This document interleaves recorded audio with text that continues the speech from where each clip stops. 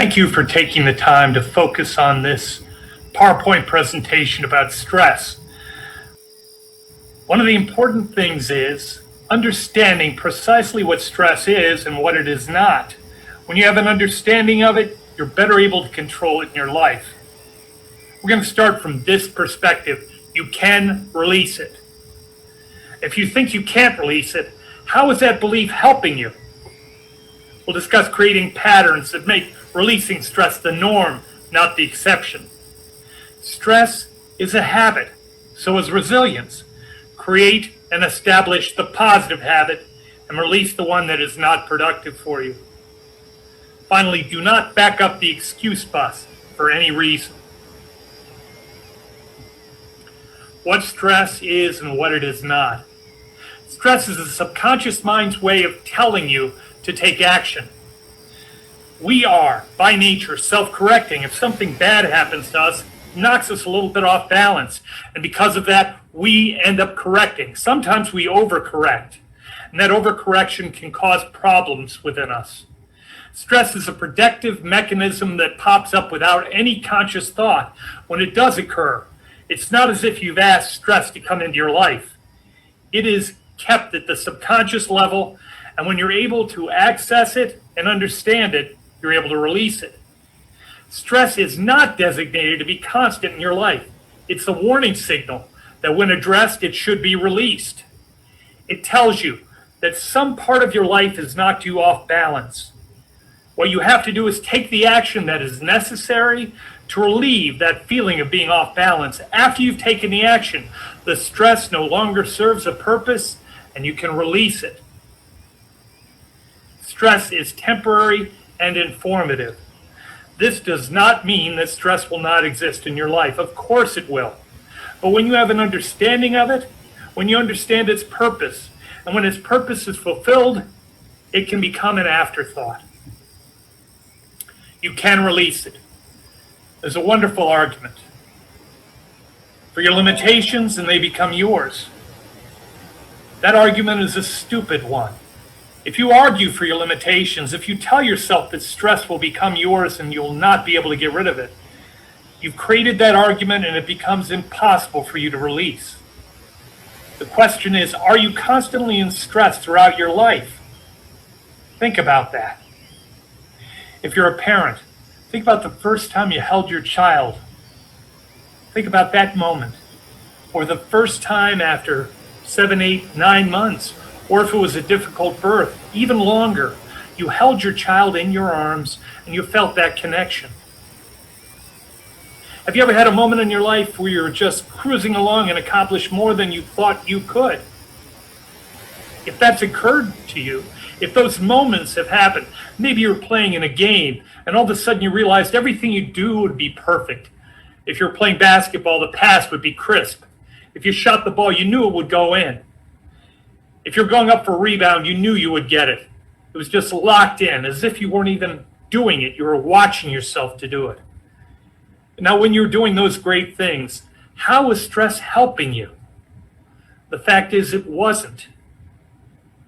The stress had accomplished what it needed to before. It allowed you to work to those moments where you could accomplish the goals.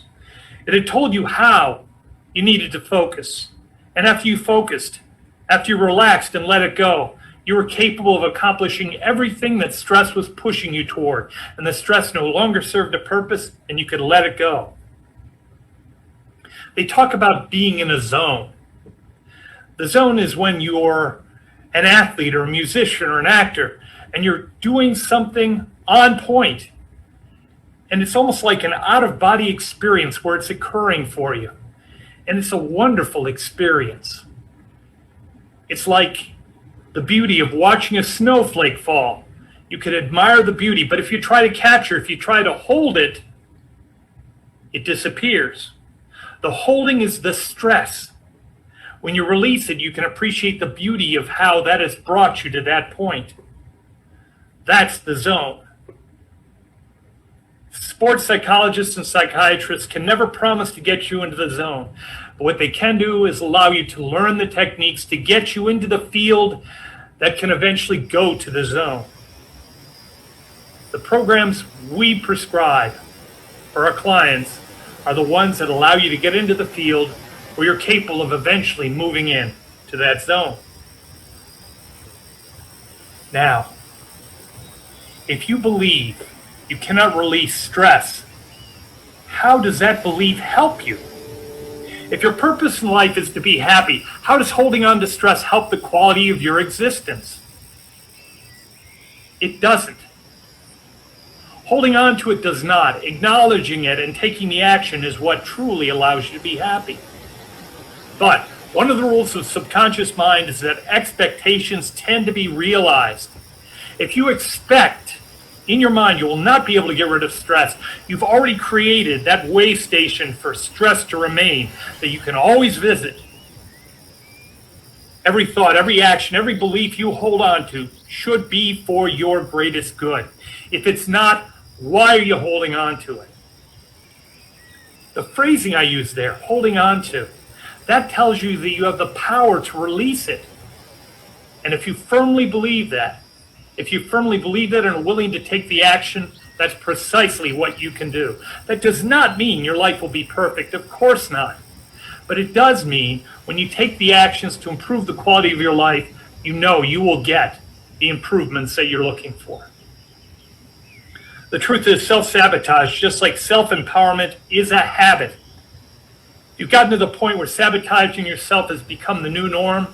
You must change that habit and let it go, or else self-sabotage will continue for the rest of your life. Take action. There is nothing either good or bad, but that thinking makes it so. The most difficult parts of your life are the things that you learned lessons from. The bad things that occurred to you told you that you needed to do something, to view it in a different way, to take some sort of action. So, if you control your thoughts, you control your stress and your life's outcome.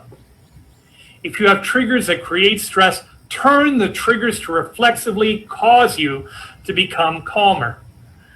When you feel that trigger come up, in your mind you think, this is an opportunity for me to release stress. That's great. Instead of looking at the stress coming up, look at the destination of releasing the stress and empowering your life to be better.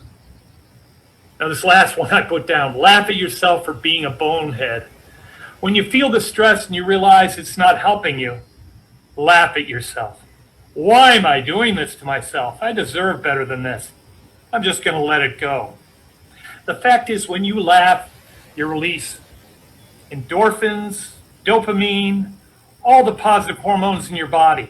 And when those exist, cortisol is limited. And that's what you want. You want to eliminate all the negative hormones in your body and emphasize the positive ones. Stress is a habit. So is resilience. Create and establish the habit. To know and not to do is not to truly know. If you understand, and what we're doing with this presentation is taking the time to explain to you precisely what stress is, you also know that it only serves a temporary purpose and you can let it go.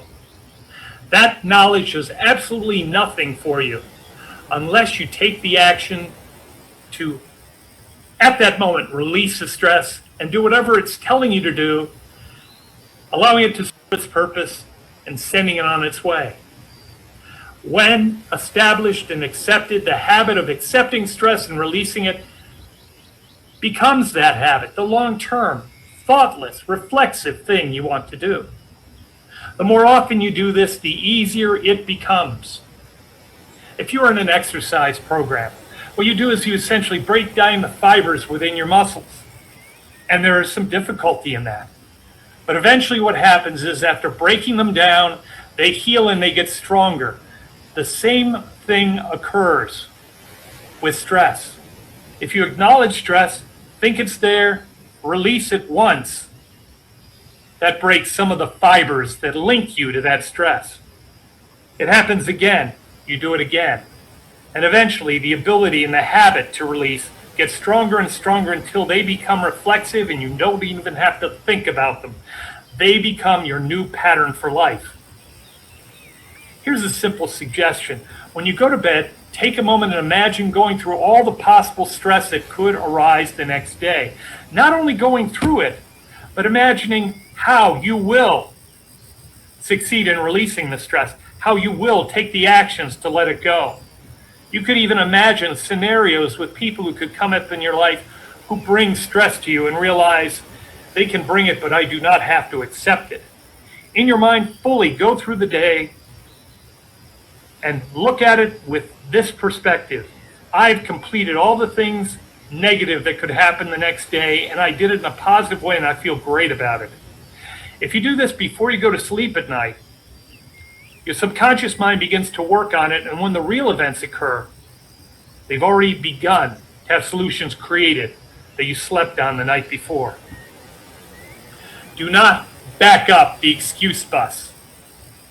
Now, it says here, why have I fired clients in the past?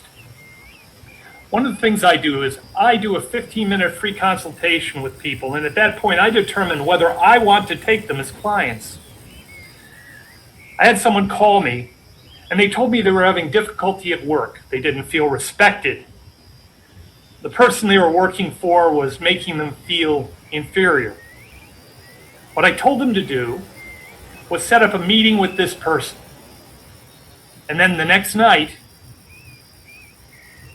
which was a Saturday, they told them on Friday they were going to wait till Monday to talk to the person at the meeting. I told them to take the time to map out all the arguments they could have, the entire conversation in a positive way, explain why they were doing it, explain what was in it for the other person and what was in for them, to allow the workplace to be more comfortable, which would allow her to do a better job. And now whatever boss said, reflect back to him. Take the time to go through all the arguments and think about all the right answers, and in your mind create the positive scenario that makes you succeed, that makes you feel good about the outcome, that allows you to feel empowered in your life. The next day, they sent me an email saying they couldn't do it because their boss would take it the wrong way. In her mind, she had created all the excuses for why she could not succeed. I told her I could not accept her as a client because she was not allowing her imagination to create the best possible life for her. And that's nothing I can force onto anyone else. You are taking control of your life. I may give you the tools. I may show you how to use them. But unless you're willing to use them, you will not get your objective. These two words, hope and try, are not acceptable words. If you hope you're going to make progress, if you're going to try to make progress, you will not. In my office, I have a jar.